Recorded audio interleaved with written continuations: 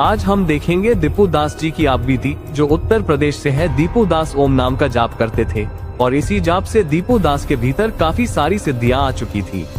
परमात्मा की तड़प में दीपू दास ने बहुत संत महंतों के चक्कर काटे, लेकिन दीपू दास को कहीं पर भी शास्त्र अनुकूल साधना नहीं मिली। दीपू दास को परमात्मा की इतनी ज्यादा तड़प थी कि वह परमात्मा को खोजते खोजते निराश और हताश हो गए और एकांत में बैठकर रोने लगे। फिर कैसे एक दिन संत रामपाल जी महाराज आसमान से उतरते हैं और दीपू दास के लिए अर्थी तैयार करने लगते हैं। दीपू दास को ज्योति निरंजन अर्थात काल ब्रह्म का वास्तविक रूप भी दिखाएं, जिसे देखकर दीपू दास के होश उड़ गए। और भी अनेक चमत्कार होते ही गए दीपू दास जी के साथ। तो पूरी आप बीती जानने के लिए बने रहिए इस वीडियो के अंत तक। सर क्या नाम है आपका? दीपू दास। सर कहाँ से आए? मैं उन्नाव जिला और उत्तर प्रदेश से आया हूँ। सर संत रामपाल जी महाराज से नाम दीक्षा लेने से पहले क्या भक्ति साधना करते थे आप? सर मैं संत रामपाल जी महाराज से नाम दीक्षा लेने के पहले ओम नाम का जाप करता था और उससे मेरे अंदर सिद्धियाँ आ गई थी, जिसके कारण मेरे को जितने भी धर्म गुरु हैं सबके पास मैं गया था। मेरे को तलाश थी, परमात्मा को पाने की तड़प थी। मैं सबसे पहले दिव्य ज्योति जागृति संस्थान आशुतोष महाराज के पास गया। वहाँ भी देखा, वहाँ भी उनके अंदर भी कोई पावर मेरे को नहीं लगा। मैंने कबीर सागर, साखी, शबद रामायणी, अनुराग सागर, बीजक सब कुछ पढ़ रखा था। गुरु नानक देव की वाणी, गीता जी को सबको पढ़ रखा था। उसके आधार से कोई भी ऐसा संत मेरे को नहीं दिखा जो शास्त्र के आधार से भक्ति बताता हो। उसके आधार से फिर मैं उसी की तड़प में, परमात्मा की तड़प में निरंकार वाले के पास गया। वहाँ भी मांस वास खाते हैं, पैर छूते हैं एक दूसरे को, और ऐसा देख के कि कबीर साहब ने ऐसा तो कहीं भी नहीं किया है, ना बोला ऐसा। तो वहाँ भी मैं लौट के आ गया वापस। उसके बाद में मैं राधा स्वामी, धन सतगुरु, उनमें भी 1.5 साल तक रहा और 5 नाम का जाप किया। वहाँ भी कोई भी फ़ायदा नहीं मिला। फिर मेरी शादी हो गई 2011 में। तो मैं रो रहा था, बैठा बरामदे में बैठा और कुर्सी पे बैठा था और मेज पे रो रहा था। परमात्मा, मैं अपनी सिद्धि से देख रहा था कि पूरी पृथ्वी पे कोई भी गुरु नहीं है, धर्म गुरु, जो कबीर साहब के द्वारा बताए हुए मार्ग को बता सके।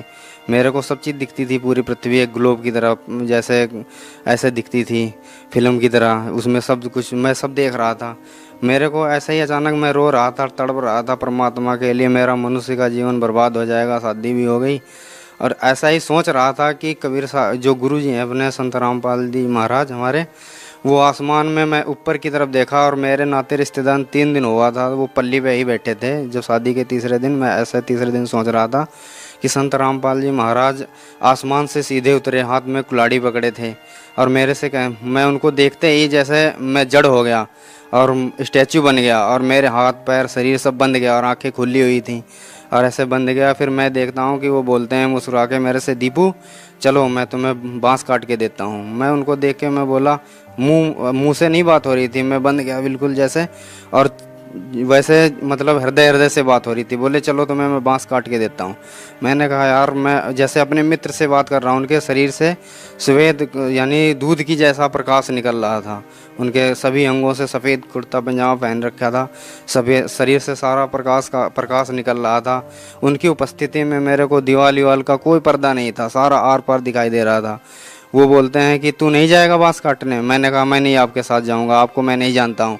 उनके आने से मेरे को डर वर सब भग गया था, आनंद आ रहा था, प्रफुल्लता थी, मन में उल्लास था। और वो जा रहे थे, बांस काट के लाए और वो अर्थी बना रहे थे मेरे घर के पीछे में। मैं बोला ये क्या कर रहे हो आप? तो वो बोले देखते रहो। मैंने उनसे हंस के कहा कि अच्छा, वो दादी बीमार है ना प्रमोद की हमारे मोहल्ले में, इसीलिए उनको ले जाने के लिए आए हो आप? चलो ले जाओ, वो अंधी है बेचारी को बहुत दुख है, दिखाई भी नहीं देता है, ले जाओ उनको। तो वो गुरुजी हंस के बोलने लगे, संत रामपाल जी महाराज कहने लगे नहीं, उनका नंबर नहीं है, अब तुम्हारा नंबर है। मैं बोला नहीं, मैं अभी नहीं जाऊंगा, अभी माँ बाप की सेवा भी नहीं की है और ना ही अभी मेरी तो 3 दिन शादी का हुआ है, बाद में आ जाना, ऐसे करने लगा। तो परमात्मा ने मेरे को समझाया, सदगुरु देव जी ने, मेरे संत रामपाल जी ने मेरे को समझाया कि संसार में क्या देख के तू खुश हो रहा है, यहाँ संसार में कोई भी अपना नहीं है, चल तू मेरे साथ में परमात्मा की भक्ति कर। मैं उनको पहले कभी भी जानता भी नहीं था कि ये कौन संत हैं, कहाँ रहते हैं, उनके बारे में मेरे को कुछ भी जानकारी नहीं थी। उसके बाद में संत रामपाल जी महाराज से मैंने प्रश्न किया कि आप क्या काल के दूत हो? बोले नहीं, क्योंकि मैंने कबीर सागर ये सब पढ़ा था, उसी के आधार से मैंने बोला कि आपके काल के दूत हो? बोले नहीं, मैं काल का दूत नहीं हूँ। फिर उन्होंने समझाया, मेरे को बहुत दिखाया। फिर बोले काल देखेगा कैसा होता है, मैंने कहा हाँ देखूंगा। उनकी जो आकृति होती है वो इनविजिबल होती है, तुरंत ही जैसे एक बहुत बड़ा तालाब जैसा होता है, उसमें से कचड़ा खून खच्चड़ ऐसे भरा पड़ा रहता है, उसमें से एक बहुत भयंकर आकृति निकल के आती है सामने। अब वो आकृति जैसे चपटा मुंह का है, और चपटे मुंह का है, उसके पूरे शरीर से जैसे कोई घाव वाव जैसा फोड़ा फट जाता है ऐसे था, पूरे शरीर में उसके घाव था। और वो सड़ा हुआ था बिल्कुल कतई, उसको गंध आ रही थी, बदबू आ रही थी। और वो मेरे को पकड़ लिया उसने पंजे में, और मैं झटपटाने लगा, रोने लगा कि है, पर मम्मी पापा जितने भी बाहर बैठे थे बचाओ बचाओ बचाओ, कोई भी मेरी तरफ नहीं देख रहा था। उसके बाद मैं उनसे जब कह लिया कि नहीं बचा रहे हैं, मैं आंसुओं की धार थी, कोई भी मेरी तरफ देख नहीं रहा था, और मेरे को दबा रहा था, वो हड्डियां चटक रही थी, आंसुओं की धार बंधी हुई थी। तभी मैंने कहा, जितने भी भाई हमारे बुआ मामा फुप्पा लगते थे सबसे कह लिया, मगर किसी ने मेरी तरफ ध्यान नहीं दिया। तभी तक मैंने देखा कि वो जिससे मैं कह रहा हूँ बचाओ बचाओ, पूरे गांव वालों को, उसका इतना बड़ा पंजा है, उसमें सबको पकड़ रखा है खाने के लिए। तब मेरे को परमात्मा, मैंने साखियाँ आँखियाँ सब पढ़ी थी, तब मेरे को वो श्लोक याद आ गया कि कबीर साहब कहते हैं कि झूठे सुख को सुख कहे मान रहा मन मोद, जगत चबेना काल का कुछ मुख में कुछ गोद। उसके बाद में फिर मेरे अंदर एक दिन ऐसा ही और हुआ कि एक बार एक कबीर साहब के रूप में एक बहुत बड़ा सा यानी देव कोई आया फरिश्ता, उसको मैं ऐसे ही कहूँगा फरिश्ता क्योंकि कबीर साहब ही थे वो। उन्होंने कहा कि तुम परमात्मा को देखोगे। मैं बहुत ढूंढता था ऐसे, मैंने कहा हाँ देखूँगा। तो उन्होंने क्या किया, मेरे पेट पे हाथ फेर दिया ऐसे, जैसे पेट पे हाथ फेरा, जैसे टीवी में नहीं वो आते हैं चित्र ये सब, ऐसे मेरे को पूरा जितना भी नदियाँ झरना पहाड़ पोखर पूरी पृथ्वी सब दिखाई देने लगा। सारे देश जितने भी जीव जंतु पृथ्वी वैसा सब कुछ दिखाई दिया, नदियाँ झरना बर्फ़ से ढकी हुई पहाड़ियाँ सब कुछ दिखाई दिया। उसके बाद मैं देख रहा हूँ एक पृथ्वी से भी बढ़कर बड़ा एक सरोवर जैसा है, उसमें निर्मल जल भरा हुआ है, उसमें काले काले पक्षी हैं, वो उसमें आते हैं डुबकी लगाते हैं और सफ़ेद बन जाते हैं, और एक प्रकाश का जैसा पुंज है बहुत बड़ा, और उसमें समा जाते हैं। उसके आगे मेरे को नहीं दिखाई दे रहा था। अब वो चीज़ जब हो जाती है फिर वो प्रकाश का पुंज जैसा बन के मेरे अंदर समा जाते हैं, बोलते हैं बेटा अब तू मुझे ढूंढ लेना। उन्हीं की खोज में मैं इधर उधर भटकता रहा। एक बार और क्या हुआ, मैं फिर परमात्मा ने मेरे को ऐसा कर दिया कि मेरे को अपने आप ही साखी शब्द रामायणी बीजक अनुराग सागर गीता वेद ये सारे सबका सार आने लगा, अपने आप ही मेरे को आने लगा अपने अंदर ही। मैं जो भी बोलता अपने आप ही पता नहीं कहाँ से 4-6 घंटा श्लोक बोलता रहता, वाणियाँ बोलता रहता, मेरे को खुद नहीं पता होता कि मैं क्या कह रहा हूँ। तो उसके बाद में एक दिन क्या हुआ, मैं कि उसमें खेत में 4 घंटा कबीर साहब की साखियाँ कह के आया, खेत में लेटा ही था कि तुरंत ही मेरी आंखें ऐसे खुली की खुली रह गईं। आसमान की तरफ देखा, चांदनी पूर्णिमा की रात थी, चांदनी थी पूरी और नक्षत्र जगमगा रहे थे। थोड़ी देर बाद देखा 11 बजे का टाइम था रात को कि सारे नक्षत्र चंद्रमा सब गायब हैं, कोई भी दिखाई नहीं दे रहा, चांदनी केवल दिखाई दे रही है। मैंने सोचा कि अभी ये कहाँ चले गए, अभी तो यहीं पे जगमगा रहे थे। ऐसा ही विचार कर रहा था कि मेरे अंदर आनंद आया और हमारी आंखें खुली की खुली रह गईं। अचानक ही एक किताब प्रकट होती है आसमान में सफ़ेद रंग की, और उस किताब पे जैसे हम लोग टाइपिंग करते हैं ना, वैसे ही नक्षत्र चंद्रमा तारा सब कट कट कट टाइपिंग होते हुए चले जाते हैं। फिर वो किताब जो भर जाती है वो गायब हो जाती है। उसके बाद में गुलाबी रंग का कमल निकलता है और पूरे आकाश में खिल जाता है। जब गुलाबी रंग का कमल खिल जाता है उसमें देखता हूँ कि गरीबदास जी महाराज गेरुए रंग की जो ड्रेस पहने हैं कपड़े, उसको पहन के सिरा उस पे आसन पे जैसे उसमें है, और वैसे बैठे हुए हैं, आशीर्वाद ऐसे दे रहे हैं, मुस्कुरा रहे हैं और ऐसे ऐसे भाव भी मेरी तरफ कर रहे हैं। मैं उनको जानता भी नहीं था, और इतना कोमल, इतना वैसा पारदर्शी शरीर जैसे कमल की पंखुड़ियों से भी हल्का आर पार दिखाई दे रहा। उनके शरीर से यानी सोने जैसी लाइट निकल रही थी पूरे शरीर से। और जैसे कहते हैं वेदों में कि लोग कहते हैं कि उसकी प्रतिमा कोई नहीं है, तब मेरे को परमात्मा के बारे में समझ में आया कि संसार में वास्तव में उसकी कोई प्रतिमा नहीं है, उसके जैसा कोई है ही नहीं यहाँ पे संसार में। इस प्रकार से देखा। और फिर एक बार मेरा जो दोस्त है, अब भगत है वो पहले, तो मैं एक बार ऐसे ही परमात्मा का ध्यान करते करते, नाम भी नहीं लिया था उसके पहले कि ये सब घटनाएं, ऐसे ही ध्यान करते करते मेरे को एक दोस्त आया मेरा और गाड़ी में बिठा के ले गया आसमान में। वहाँ पे बिना नींव कमल खिला हुआ है, बिना नींव का मंदिर है, और वहाँ पे हिंदू मुस्लिम सिख ईसाई ये कोई भी वैन नहीं है, सभी धर्मों के लोग आ रहे हैं। आपस में मिल के रह रहे हैं, फिर आपस में वहाँ पे बिना नींव का वो कमल का फूल है, कोई उसका आधार नहीं है, उसमें आरती हो रही है। उसको देख के वहाँ पे बहुत शांति है, कोई भी लड़ाई झगड़ा नहीं, कोई जुरिडिक्शन बाउंड्री नहीं, कोई समय सीमा, मुल्क, दायरा, जात पात, वहाँ कुछ भी नहीं। उसको देख के मैं सोचा कि मैं यहीं रहूँगा, यहीं रहूँगा।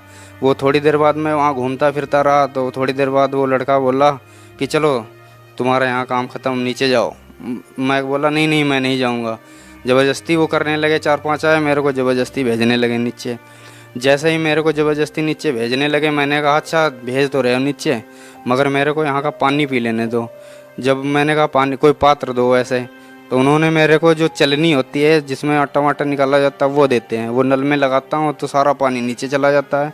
मैं सोचता हूँ कि अरे यार तुम मेरे को मूर्ख बना रहे हो, उनसे कह रहा हूँ, और ये तो इसमें तो पानी रुकेगा भी नहीं, ये तो सारा नीचे चला जाएगा। तो वो उसने कहा कि इसी प्रकार से बिना गुरु के सारा ज्ञान जो भी अर्जित करोगे सब नीचे ही चला जाएगा, टिकेगा कुछ भी नहीं। तो इस प्रकार से फिर मैं गुरु की तलाश में निकला। फिर मैं दिल्ली में आ गया। तो दिल्ली में ज्ञान गंगा मेरे को एक भगत जी ने दी। भगत जी ने जब ज्ञान गंगा दी, उसको पढ़ा, जो वो ज्ञान जो मेरे अंदर पहले से फीट किया था परमात्मा ने, जो मेरे को परमात्मा ने बताया था, सदगुरुदेव रामपाल जी ने, और जो पहले से बताया था उसी में सब कुछ लिखा मिला वैसा ही। वो मेरे को पढ़ने से पहले ही पता चल गया पूरा। एक लाइन पढ़ता, आगे ज़्यादा समझ में आ जाता। उसके हिसाब से फिर गुरुजी का एक दिन सत्संग मेरे को देखने को मिला। जब सत्संग देखा तो गुरुजी उत्साह के साथ और खूब जोश से परमात्मा की वाणी को बता रहे थे।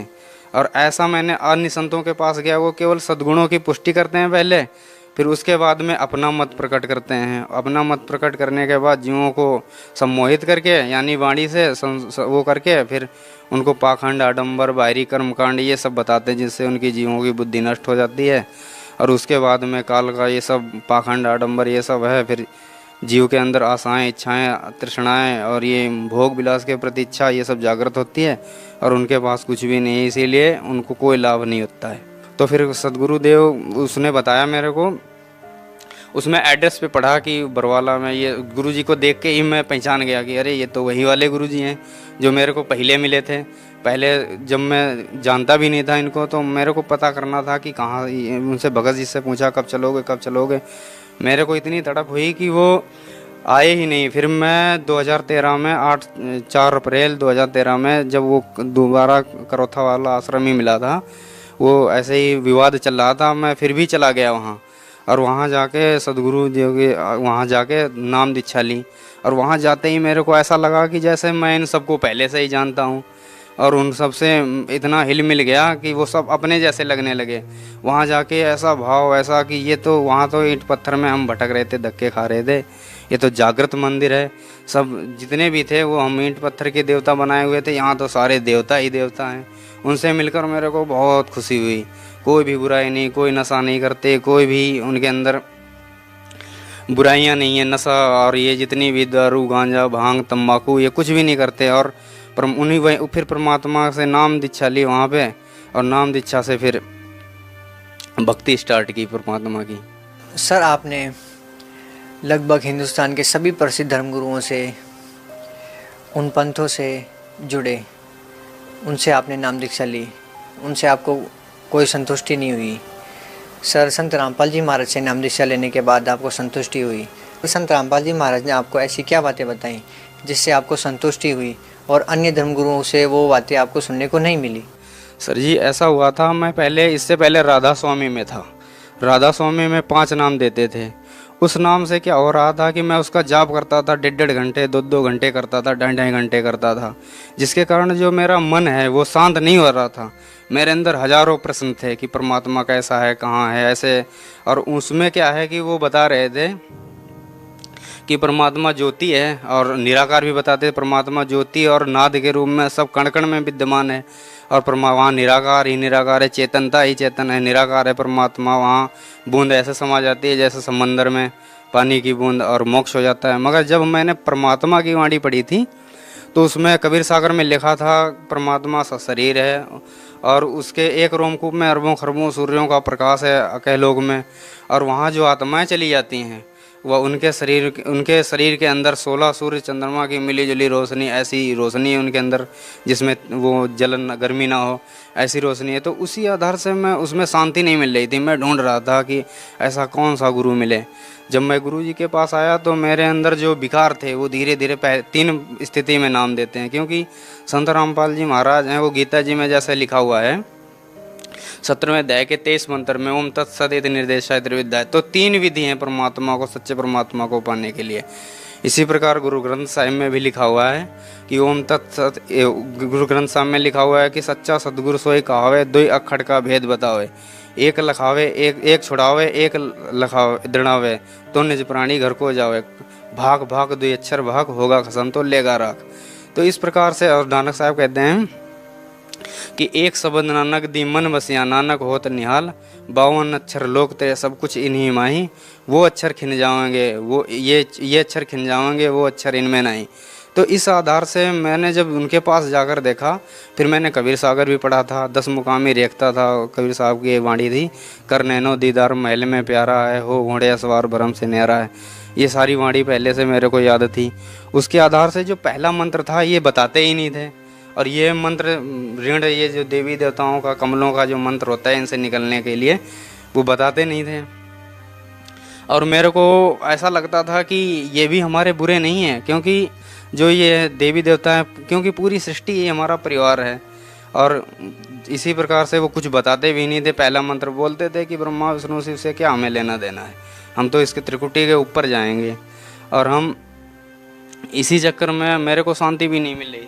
तो ऐसा हुआ कि उनके द्वारा नाम करके जाप देख लिया मैंने। पहले ओम नाम जो जपा था उससे जो नाद ये 5 बताते थे, नाद ध्वन, तो जब हम शरीर को खाली करके ऊपर आते थे तो त्रिकुटी के अंदर एक ज्योति जैसी जलती दिखाई देती थी। ये जब सुन्न हो जाता था पूरा शरीर, यही नाड़ियाँ ये घंटे की तरह टन टन जैसे बोलती सुनाई देती थी। उसके बाद में जो आपस में ये कमलों से खिंचाव होता था, यही बीणा की तरह आवाज़ करती थी जैसे धुन। और हृदय के अंदर ये ढोल जैसा जब खाली हो जाता है गड़गड़ ऐसा बजता है, मुरली की आवाज़, ऐसे श्वास से शंख जैसी आवाज़। तो इसी चीज़ को ये बताते थे। मगर ये तो केवल काल का लोक है। उस अवस्था को मृत जीव शरीर को छोड़ के जाता है तो ब्रह्मलोक की केवल प्राप्ति है। मगर जब सदगुरु देव के पास आकर मैंने देखा कि वो सतलोक की बात बता रहे हैं, और सत्यनाम भी 2 अक्षर का जो है वो मेरे को सदगुरु देव से ही मिला। सर, सतलोक आश्रम बरवाला में आपने संत रामपाल जी महाराज से नाम दीक्षा ली, तो सर संत रामपाल जी महाराज से नाम दीक्षा लेने के बाद आपको क्या क्या लाभ हुए? सबसे पहले तो मेरे को जो हमारे अंदर बहुत से प्रश्न रहते थे कि परमात्मा कैसा है, कहाँ मिलेगा, ऐसे वो तलाश खत्म हुई। और हमारे अंदर जो तड़प थी वो भी शांत हो गई। जो हमारा मानसिक, आध्यात्मिक, शारीरिक, भौतिक पतन हो चुका था, वो सदगुरुदेव के यहाँ आने से फिर से उत्थान चालू हुआ। और हमारी जो इंद्रियां हैं ये भी कम, मतलब हमारे परमात्मा के जाप के, जब सदगुरुदेव रामपाल जी के द्वारा सतनाम के जाप करने से जो हमारी इंद्रियां हैं, हमारी जो बुद्धि है जो बिल्कुल ख़त्म हो चुकी थी, उसमें क्या है कि परमात्मा के नाम से उस बुद्धि को निर्मल कर दिया। अब हमको कोई भी कहता है, कुछ भी कहता है, तुम्हारे गुरुजी ऐसे हैं वैसे हैं, कुछ भी ऐसे वैसे, कोई भी फ़र्क नहीं पड़ता है। तो संत रामपाल जी महाराज के यहाँ नाम लेने से क्या हुआ कि मेरे अंदर सभी विकार दूर हो गए। उसके बाद में मेरा सर दर्द करता था आधा, क्योंकि मैं सोचता रहता था, ऐसे ज़्यादा चिंतन करता था, इसलिए सर दर्द मेरा आधा किया करता था। सदगुरुदेव के यहाँ नाम दीक्षा लेने से वो सर दर्द भी ख़त्म हो गया। आज मेरे को 3 साल हो गया, सर दर्द नहीं हुआ। उसके उपरांत एक बार क्या हुआ कि मेरे को पहला नाम लिया था, दूसरा हाजिरी लगवाने के लिए आना था। मैंने 13 ड्यूटी की थी केवल कंपनी में, और मेरे को कमरे का भी किराया देना था, वो सब देना था, रूम रेंट का ये सब। मैं घर चला गया था, दादी बीमार थी। उसके बाद मैं लौट के आया तो उसमें देखता हूँ कि मेरे पूरे महीने की सैलरी आई हुई है। तो ये सदगुरुदेव की कृपा से मेरे को लाभ मिला। और उसके बाद में जो भी बरवाला खंड में जो मैं अंदर गया, जेल में भी चला गया गुरु जी के वहाँ पे, तो वहाँ भी मेरे को बहुत ऐसे लाभ हुए कि वहाँ जाने से मेरे अंदर दृढ़ता आ गई। दृढ़ता आने से क्या हुआ है कि अब मेरे को कोई भी कुछ भी कहे, मेरे को ये पक्का पता चल चुका है। जैसे गीता जी के 17वें अध्याय के मंत्र नंबर 29 में कहा है कि जरा मरण मोक्षाय माम आश्रिते यतन्ति ते तत् ब्रह्म विदु अखिलम च अध्यात्म कर्मम। तो परमात्मा ने भी कहा है कि वो सारी इच्छाएं, जो आशाएं, तृष्णाएं, कामनाएं थीं, वो सारी खत्म हो गई अंदर जाके। और मुझे ये भी पता चल गया कि कौन अपना है कौन पराया है। कोई भी मेरे से मिलने नहीं आया, इतने नाते रिश्तेदार सब ने साथ छोड़ दिया। अब मेरे को कोई भी अपना नहीं दिखाई देता है। अब मेरे को सदगुरु के अलावा कोई भी अपना नहीं दिखाई देता है। सर, बरवाला की घटना के दौरान आप जेल में रह के आए हैं। सर, संत रामपाल जी महाराज में आप अभी भी विश्वास वैसा ही रखते हैं जैसे पहले रखते थे? हाँ जी, बिल्कुल। मैं अब उससे भी ज़्यादा विश्वास रखने लगा हूँ। पहले तो हो सकता कहने से मैं डगमग भी हो जाता दूसरे से। सर, बरवाला की घटना के दौरान आपके साथ अत्याचार हुए, जेल में भी आपके साथ अत्याचार हुए होंगे। सर, उसके बाद भी संत रामपाल जी महाराज में आपका पूर्ण विश्वास है, कैसे? ये ऐसा है कि संत रामपाल जी महाराज हैं जो वो शास्त्रों के अनुसार से भक्ति बताते हैं, और हमने सारे प्रमाणों को, हम आज शिक्षित हैं, सब शास्त्रों को पढ़ के उनके चरणों में, उनके शरण में गए थे, उनसे नाम दीक्षा ली। और इसी आधार से सब एक एक पॉइंट को बताने के लिए एक पॉइंट बताते हैं। गुरुजी 6 प्रमाण देते हैं। एक सत्संग, एक बात बोलते हैं, उसके लिए 6 प्रमाण देते हैं। जिसके कारण गुरुजी ने क्या किया है कि सारे प्रमाणों को, शास्त्रों को खोल के हमारे सामने रख दिया। अब सारे ज्ञानी बना दिया गुरुजी ने। अब हमको खुद पता चल चुका है, क्योंकि सदगुरु जो आते हैं ना, वो ऐसी लीला करते रहते हैं, क्योंकि वो नकली शिष्यों से छुटकारा पाने के लिए ऐसा करते रहते हैं। जैसे गुरुजी ने कहा भी है कि सदगुरु ऐसा चाहिए जैसे सूप स्वभाव, सार सार को गहे रखे, थोता दे उड़ाए। जैसे एक आम का पेड़ होता है, वो जब छायादार वृक्ष के रूप में परिवर्तित हो जाता है तो उसमें फिर फूल आता है। फूल, सारे फूल फल नहीं बन जाते हैं। उसको फल बनने के लिए उसमें गर्म सर्द हवाएं भी चलती हैं, गर्मियों का मौसम होता है बहुत, और उसमें जिन सब फूल झड़ जाता है, वही टिक पाता है, फल के रूप में परिवर्तित हो पाता है, जिसकी पकड़ मजबूत होती है। उसके बाद में वो, उसके अंदर जब मजबूत हो जाता है तो डालियाँ अपने आप झुक जाती हैं नीचे, और फिर उस फल के अंदर मिठास आ जाती है, और फिर पकता है, फिर उसके अंदर मिठास आती है। इसी प्रकार से हम जब सदगुरु के ऊपर दृढ़ता रखेंगे, और हम सब शास्त्रों को देख सुन के और पढ़ के तब आए हुए हैं सदगुरु की शरण में। अब हमें सब विश्वास हो चुका है कि हम यहाँ, क्योंकि हमारी वृत्ति अभी भी नाते, रिश्ते, परिवार, इन्हीं में सब में अटकी हुई थी, और हम बहुत परिवार में इसी में उलझे रहते थे सभी लोग। अब जब जेल के अंदर चले गए तो हमें ये पता चल गया है कि संसार में कोई अपना नहीं है, और हम अकेले हैं। इस संसार में अकेले आए हैं, अकेले ही जाएंगे। इसीलिए अब हमें कोई चिंता नहीं है। अब हमें ये पक्का विश्वास हो चुका है कि अब हमारा मोक्ष पक्का हो चुका है। सर, जो लोग संत रामपाल जी महाराज से जुड़ना चाहते हैं, वो संत रामपाल जी महाराज से कैसे जुड़ सकते हैं? अब साधना चैनल पे सदगुरु रामपाल जी का सत्संग आता है 7:40 से 8:40 तक, उस पर आता है। उसमें जो अंडरलाइन नीचे लिखा हुआ आता है, उसको जो उनसे जुड़ना चाहते हैं वो अपने उसमें नोट करें। और उनके जगह जगह पे वो ब्रांचें खुल चुकी हैं, जगह जगह पे अपने नज़दीकी उस भगत से संपर्क करके और वहाँ पे जाएं और नाम दीक्षा लेके अपना मनुष्य जीवन का प्रथम जो उद्देश्य है वो कल्याण करवाएं अपना मानव जीवन का, और सत्यलोक में चलें भक्ति करके। सर, उन श्रद्धालुओं को नाम दीक्षा तो मिल जाएगी, लेकिन सर संत रामपाल जी महाराज का आशीर्वाद कैसे मिलेगा? सर, संत रामपाल जी महाराज के आशीर्वाद से तो ठीक होते हैं, तो क्या सर संत रामपाल जी महाराज की नाम दीक्षा से भी श्रद्धालु ठीक होते हैं?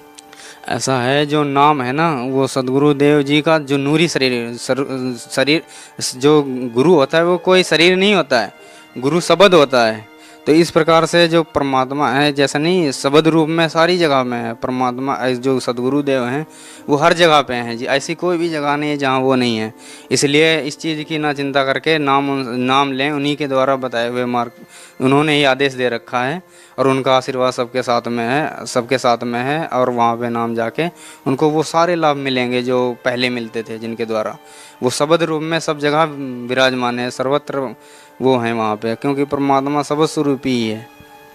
सर, संत रामपाल जी महाराज किस धर्म को श्रेष्ठ मानते हैं? सर, हिंदू धर्म को, मुस्लिम धर्म को, सिख या ईसाई धर्म को?